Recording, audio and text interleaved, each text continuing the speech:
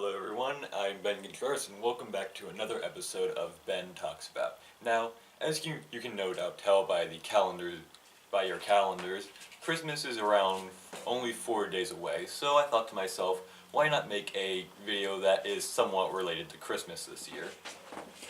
But then I thought to myself, what sort of Christmas video could I possibly make that no one has really, I guess you could say, done before, but I'm pretty sure this type of video has been done dozens of times.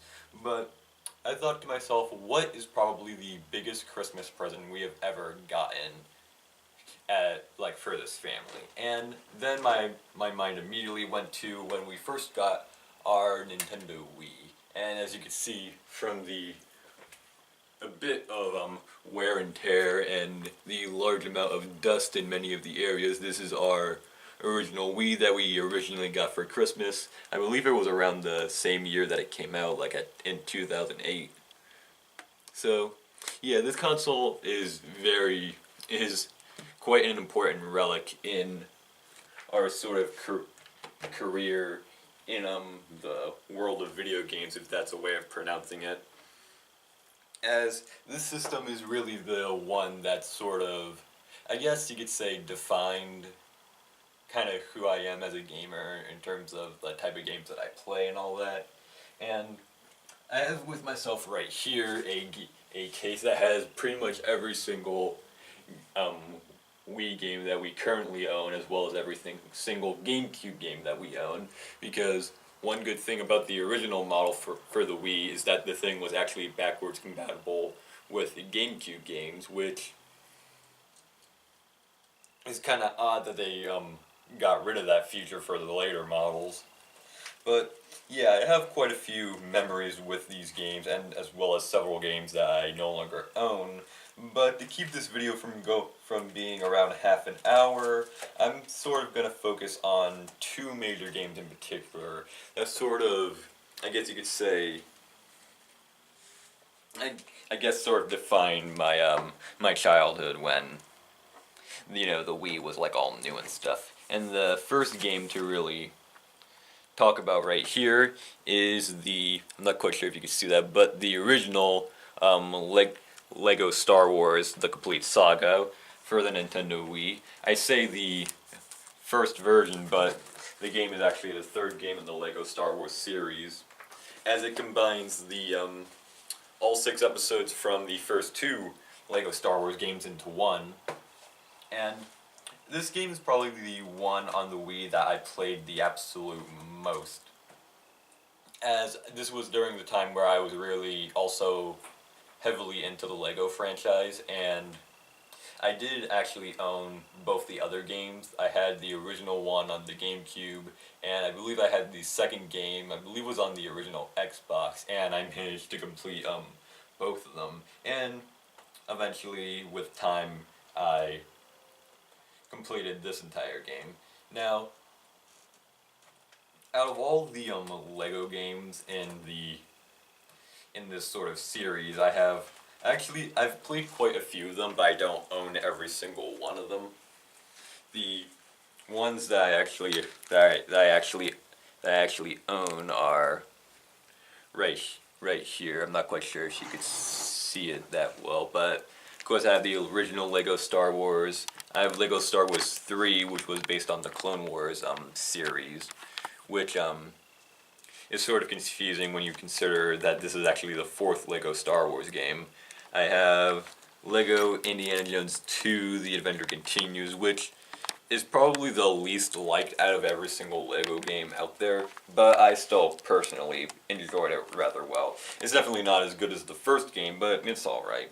And then I also have the original Lego Batman, which is probably the one where if you asked me as a kid which one was my favorite, it would probably be that one. I also have Lego Pirates of the Caribbean, which is probably the only thing from the Pirates of the Caribbean franchise that I actually really like. And then the last one that I got was Lego Batman 2 DC Superheroes, which was really the sort of jumping point into Lego game in terms of overall quality, I guess you could say. But primarily about Lego Star Wars. This is definitely the one that I actually put the most time in. I unlocked all the characters, I did all the missions, I got all the goodies. Though I believe I only 100%ed the game only a few times because I'm one of those type of. I guess it's because I'm one of those type of gamers where if I pick out a game and start like a new file on it, I have to sort of like make it into sort of like an investment in my overall time, because if I eventually take too long of a break from it, I sort of get sort of lost into where in terms of like where I am. And I sort of have to start a brand new game. Either that or because I enjoyed the thrill of unlocking all the stuff. But yeah, another sort of thing that I kind of noticed as I was thinking about stuff to say for this video is the fact that the Lego games sort of also piqued my interest in character creation, I guess you could say, which is one of the type of features that I'm always interested in when it comes to various video games that come out. And like, of course, all of the Lego games have a feature where you're able to make your own characters, and Lego Star Wars, looking back to it, especially compared to all the other ones, is actually rather limited in terms of the characters that you can make, because you only have 2 available slots, and there's not really a whole lot of variety that people would probably want to have, because really, what other person playing this game would not give their character a lightsaber? But yeah, I guess that's sort of it when it comes to the Lego Star Wars and all the Lego games as a whole. All of them are really good, and I definitely recommend them to anyone who are interested in giving their kids some games that they'll enjoy. Of course, make sure that they're actually into the Lego series before actually getting the game. But the next game that I have here is probably the one that most people are more aware of, and that is Super Smash Bros. Brawl, which is the 3rd game in the Super Smash Bros. Series, where all of Nintendo's beloved characters decide to group up and decide to beat the crud out of each other. Now, this game is definitely the 2nd game that I've put the most time on, and that's mostly because of the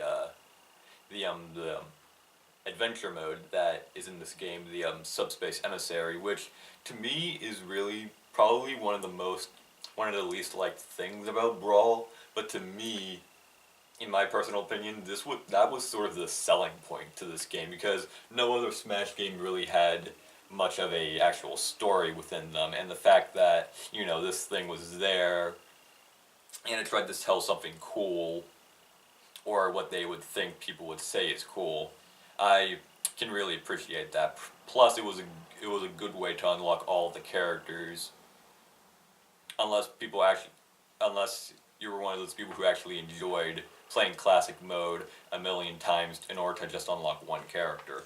But this game was also the game that sort of introduced me to a lot of the Nintendo characters that I wasn't really aware of at the time. Like, I knew of course, I knew, like, all the normal everyday characters, like Mario and Link from The Legend of Zelda and Pokemon.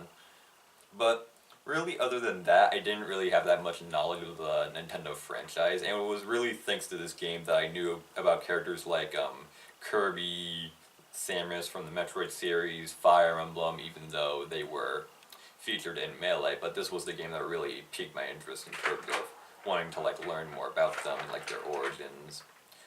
Ness and Lucas from the Earthbound series, Solid Snake from Metal Gear, Sonic the Hedgehog most definitely. And